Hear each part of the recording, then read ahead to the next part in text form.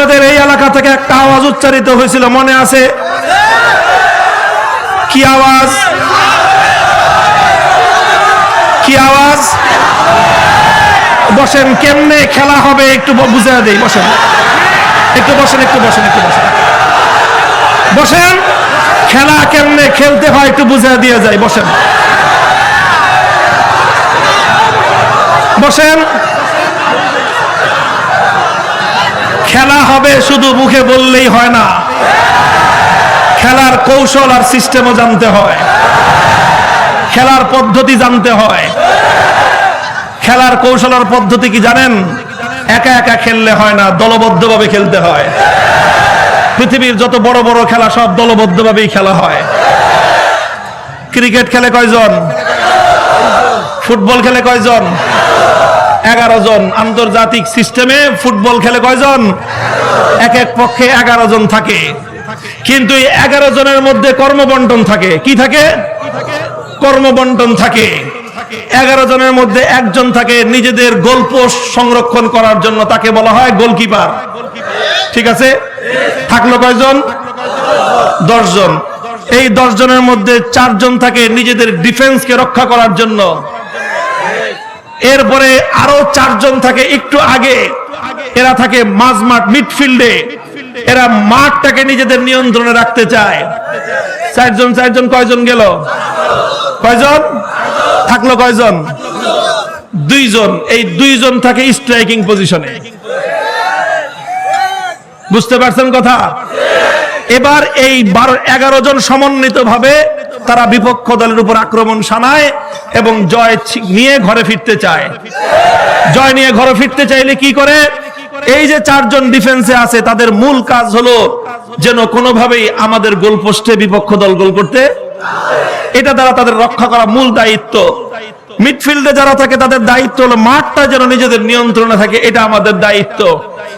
আর বাকি 2 জন থাকে স্ট্রাইকিং পজিশনে, ওরা খালি সুযোগের সন্ধানে থাকে যে কোন সময় বিপক্ষ দলের গোলপোস্টে বলটা মারা যায়। কথা বলেন ঠিক না বেঠিক? এখন দেখেন, এই যে স্ট্রাইকিং পজিশনে যদি কেউ না থাকে, বিপক্ষ দলের গোলপোস্টে যদি 2-4টা গোল দেওয়ার চেষ্টা না করে, সারা মাঠ খেলতেছে, গোল দেওয়ার চিন্তা নাই, কোনদিন খেলায় সফলতা অর্জন করতে পারবে? আচ্ছা, আবার যারা ডিফেন্সে আছে, গোল পোস্টে আছে, সব গলি গিয়ে যদি বিপক্ষ দলের গোল পোস্টে গোল দিতে যায়, তো গোল বেশি দিবে না খাবে বেশি? এই জন্য কি করতে হবে? গোলকিপার, তুমি গোল পোস্টে থাকো, তোমার দায়িত্ব বিপক্ষ দলকে গোল দেওয়া নয়।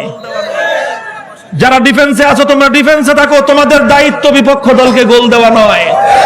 মিডফিল্ডে যারা আছো মাঝমাঠ নিয়ন্ত্রণ করো, তোমাদের দায়িত্ব বিপক্ষ দলকে গোল দেওয়া নয়। বিপক্ষ দলের গোল পোস্টে হিট করার দায়িত্বের জন্য তো 2 জন আছেই।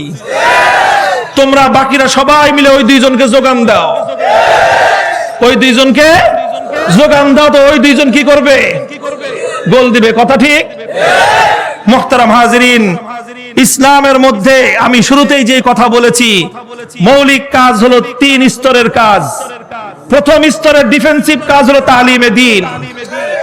ইসলামের তালিম, এটা হলো ইসলামের সবচেয়ে বড় ডিফেন্সিভ কাজ। ইসলামের শিক্ষার মধ্যে যদি এক চুল পরিমাণ দুর্বলতা আসে, গোটা ইসলাম ধ্বংস হয়ে যাবে। কাজেই মাদ্রাসাগুলোতে যারা তালিমের জিম্মাদারিতে আছেন, আপনারা হীনমন্যতায় ভুগবেন না। আপনারা মাদ্রাসাগুলোর দুর্গকে সংরক্ষণ করুন। মাদ্রাসার মধ্যে, ইসলামী শিক্ষার মধ্যে খবরদার কোন ধরনের বিচ্যুতি যেন না আসতে পারে। আপনারা আমাদের ঘর সামলান, আপনারা মাদ্রাসাগুলোকে সংরক্ষণ করেন, তালিম শিক্ষা মানোন্নয়ন করেন। তারপরে যারা মাঠে ময়দানে দাওয়াতের কাজ করতেছেন, আপনারা গোটা দাওয়াতের মাঠ এটা ইসলামের পক্ষে ধরে রাখেন। বাতিলরা যদি একদিন গানের আয়োজন করে, আপনারা ওয়াজ মাহফিল করবেন 3টা। পারমিশন দিবে না? পারমিশন দিবে নাকি? ভাড়াটিয়া থাকি? মমতাজের গানের আয়োজন করলে তোমরা খুব সুন্দর হাসতে হাসতে পারমিশন দিয়ে দাও। আমরা কি ভারত থেকে আসছি না পাকিস্তান থেকে আসছি? পরিষ্কার কথা, এটাই আমাদের অধিকারের কথা। শান্তি, শৃঙ্খলা, দায়িত্বশীলতার সাথে মাহফিল করতে হবে। একটা গানের অনুষ্ঠান হবে, 3টা মাহফিল হবে। একটা সাংস্কৃতিক অনুষ্ঠানের নামে বেহায়াপনা হবে, 10টা মাহফিল হবে। যেখানে বেহায়াপনা, যেখানে অশ্লীলতা, যেখানে ইসলাম বিদ্বেষী কর্মকাণ্ড, যেখানে খোদাদ্রোহিতা, সেখানে ব্যাপকভাবে ইসলামের আওয়াজ প্রচার করবেন। মসজিদে মসজিদে দাওয়াতের মেহনত নিয়ে, তাবলীগের মেহনত নিয়ে উলামায়ে কেরাম সহ জামাত যাবেন। এভাবে দাওয়াতের মাধ্যমে যত ধরনের দাওয়াত হতে পারে, দাওয়াত এবং তাবলীগের প্রচলিত যে মেহনত কাকরাইল থেকে, ওই মেহনতের মাধ্যমে, তারপরে অমুসলিমদের কাছে ইসলামের সুশীতল বাণী পৌঁছে দেওয়ার জন্য আরেক মেহনত, অমুসলিমদের কাছে ইসলামের বাণী পৌঁছে দেওয়ার সেই দাওয়াত, এরপরে সামগ্রিক মুসলমানদের কাছে ওয়াজের মাধ্যমে, মাহফিলের মাধ্যমে, সেমিনারের মাধ্যমে, আলোচনার মাধ্যমে দাওয়াতের কথাগুলো পৌঁছে দেওয়ার মাধ্যমে গোটা ময়দানকে ইসলামের সপক্ষে নিয়ন্ত্রণে রাখতে হবে। আর আমাদের মতো 2-4 জনকে ছেড়ে দেন। যেখানেই যখনই দেখবো আল্লাহর কোরআনের বিরুদ্ধাচরণ হয়, যেখানেই যখনই দেখবো ইসলামের কোন মানহানি ঘটে, যেখানেই যখনই দেখবো তাওহীদি চেতনাকে ভুলণ্ঠিত করবার চেষ্টা করা হয়, সেখানে কারো পরোয়া না করে আক্রমণাত্মক ভাষায় কথা বলবো।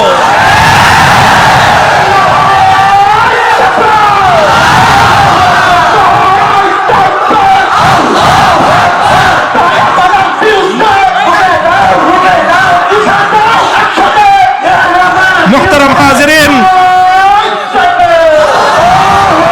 আলহামদুলিল্লাহ, উলামায়ে কেরাম আমরা এভাবেই সমন্বিতভাবে কাজ করতেছি।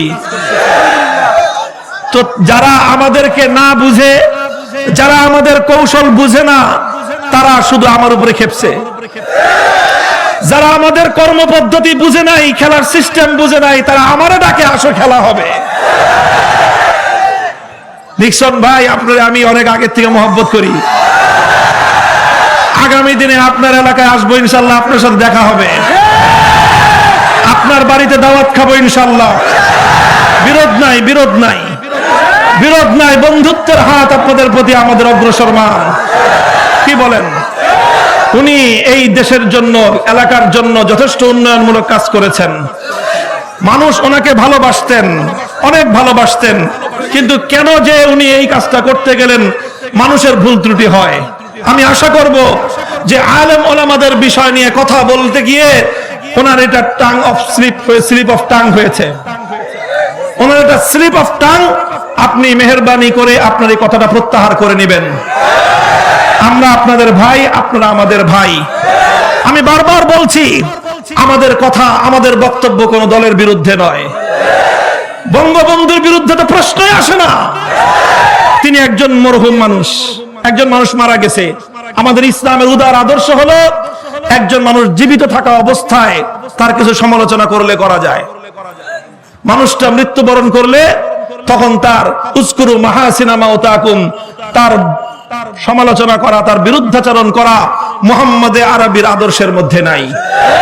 তা আমি কেন ওনার বিরুদ্ধাচরণ করব? আমি তো ওনার ইতিহাস জানি। উনি স্বাধীনতা যুদ্ধে কিভাবে নেতৃত্ব দিয়েছেন সেই ইতিহাস আমি জানি, আপনাদের চেয়ে বেশি জানি। কারণ স্বাধীনতা যুদ্ধের অন্তরঙ্গ কিছু ঘটনা ওনার সাথে আমার বাবার রয়েছে, যেটা আমি আমার বাবার কাছ থেকে শুনেছি, সেটা আপনার বাবার নাই, আপনি জানেন না সেই ঘটনা।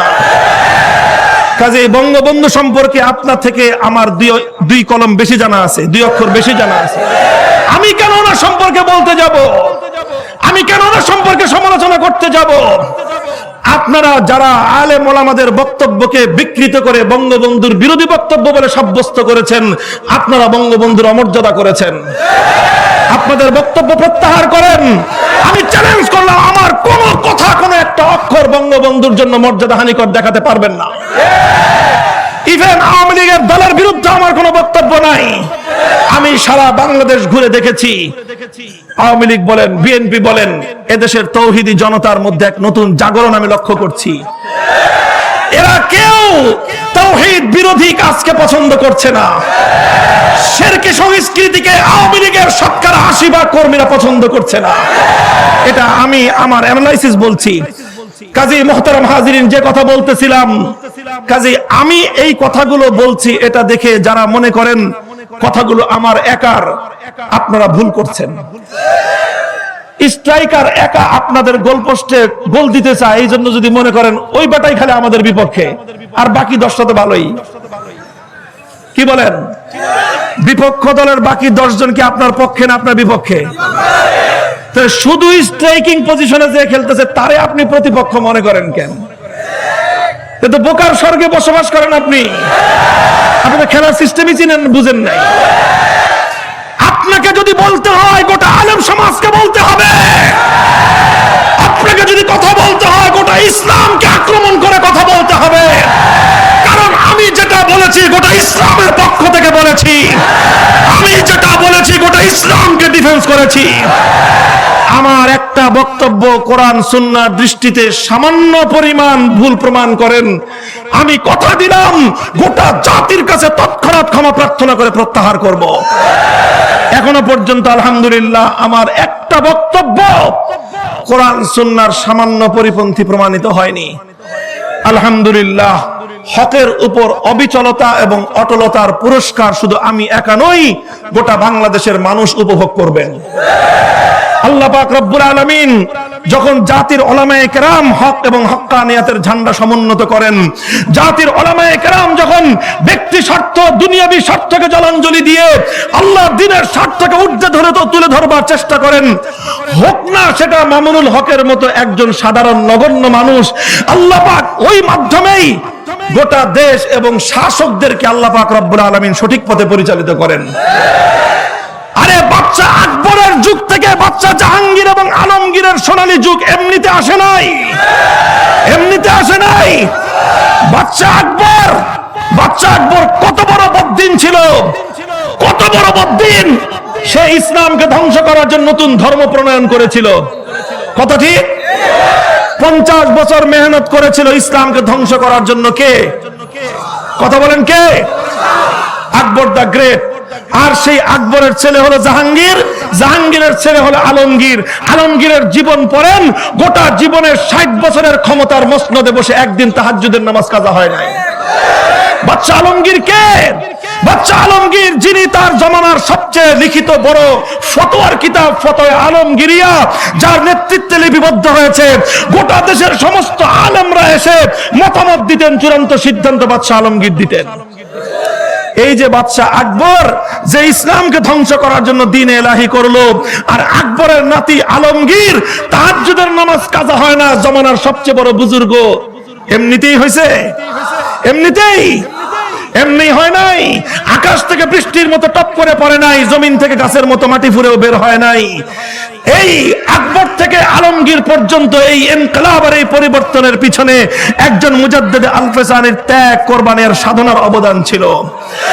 হে আলেম সমাজ, আমি আপনাদেরকে বলবো, উলামা পরিষদের মঞ্চে বসে আপনারা আসুন, আমরা সবাই দুর্বল। আমাদের মাঝে মুফতি আমিনী নাই, আর আসবেন না। আমাদের মাঝে শাইখুল ইসলাম আহমদ শফি নাই, আর তিনি আসবেন না। আমাদের মাঝে শাইখুল হাদিস আল্লামা আজিজুল হক নাই, আর আসবেন না। আমাদের মাঝে হাফিজ হুজুর দ্বিতীয়বার ফিরে আসবেন না। শামসুল হক ফরিদপুরে আবার আমাদের মাঝে ফিরে আসবেন না। আমাদেরকেই তাদের সেই অসম্পূর্ণ দায়িত্ব, তাদের সেই জিম্মাদারি আমাদেরকে কাঁধে তুলে নিতে হবে। বলবেন আমরা তো তাদের মতো অত মহৎ নই, আমরা তো তাদের মতো অত যোগ্য নই, আমরা তো তাদের মতো অত বড় মুখলিস এবং আল্লাহওয়ালা নই। আমি আপনাদেরকে আশ্বাসের বাণী শোনাতে চাই, আল্লাহ পাক আমাদের কাছ থেকে অত বড় পরীক্ষা নেবেন না। আমরা যেরকম দুর্বল, আমাদের পরীক্ষা আল্লাহ দুর্বল করবেন। আমাদের কাছ থেকে শুধু আল্লাহ পাক একটা জিনিস দেখতে চান, হে আলেম সমাজ, তোমরা খবরদার কোনোদিন তোমাদের ব্যক্তিগত স্বার্থকে কোনোদিন ইসলামের স্বার্থের চেয়ে বড় করে দেখবা না। নিজেরা একটু হালুয়া রুটি পেয়ে সত্য কথা থেকে পিছু হটে যাবা, এটা করবা না। একটা নমিনেশন, একটা সিট পাবা, এমপি হবা, মন্ত্রী হওয়ার লালসার কারণে তুমি হক কথা থেকে পিছপা হয়ে যাবা, আল্লাহ পাকের গজব নামবে শুধু তোমার উপর নয়, গোটা জাতির উপর। আর কিছু আলেম তৈরি হও, আলেমরা তৈরি হও। আমাদের ব্যক্তিগত দুনিয়ার টাকা পয়সার স্বার্থের দরকার নাই, আমাদের ব্যক্তিগত দুনিয়াতে কারো তোয়াক্কা পাওয়ার দরকার নাই, ব্যক্তিগত হালুয়া রুটি পাওয়ার দরকার নাই, ব্যক্তিগত এমপিগিরি মন্ত্রীগিরি পাওয়ার দরকার নাই। আমাদের একটা জিনিস পাওয়ার দরকার, সেটা হলো আল্লাহর দ্বীনের ইমানটাকে সমুন্নত করা। আমরা যখন হকের পথে ইখলাসের সাথে এক আল্লাহকে রাজি খুশি করবার জন্য আমরা হকের পথে হকের ঝান্ডা নিয়ে সামনে অগ্রসর হব, হেদায়েতের মালিক কে? আল্লাহ পাক হেদায়েত নসিব করবেন ইনশাআল্লাহ। শিরকি সংস্কৃতি বাংলাদেশ থেকে আর সামনে অগ্রসর হবে না, শুধুমাত্র পিছু হটবে, শুধু পিছু হটবে ইনশাআল্লাহ। আল্লাহ পাক রব্বুল আলামিন যদি শাসক বর্গকে সঠিক বুঝদান করেন, তাহলে শাসকদের দ্বারা অনেক বড় বড় কল্যাণের কাজ হওয়া সম্ভব। শাসকরা সঠিক পথে আসবে উলামায়ে কেরাম যদি তাদের কাছে দ্বীনকে বিক্রি না করে। উলামায়ে কেরাম দ্বীন বিক্রি না করলে আল্লাহ পাক রব্বুল আলামিন সমাজের অন্যান্য শ্রেণী এবং পেশার মানুষদেরকে আল্লাহ দ্বীনের হেদায়েত নসিব করবেন।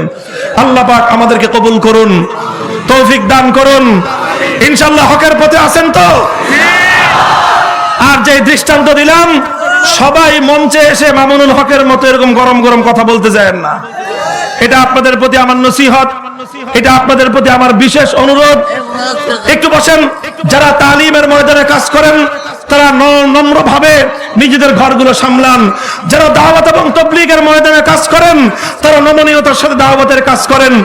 আর আমরা দু চারজন যারা অন্যায়ের প্রতিবাদ করি, আমাদেরকে আমাদের কথাগুলো বলতে দেন ইনশাআল্লাহ। রাজি আছেন তো ইনশাআল্লাহ? এই উলামায়ে কেরামের সাথে আছেন তো? দ্বীনের প্রত্যেকটা ময়দানে আলেমদের নেতৃত্বে কাজ করবেন তো? আলেমরা যেখানে ডাক দিবে সেখানে সাড়া দিবেন তো? আল্লাহ পাক রব্বুল আলামিন কবুল করুন, তৌফিক দান করুন। ওয়া আখিরু দাওয়ানা আলহামদুলিল্লাহি রাব্বিল আলামিন।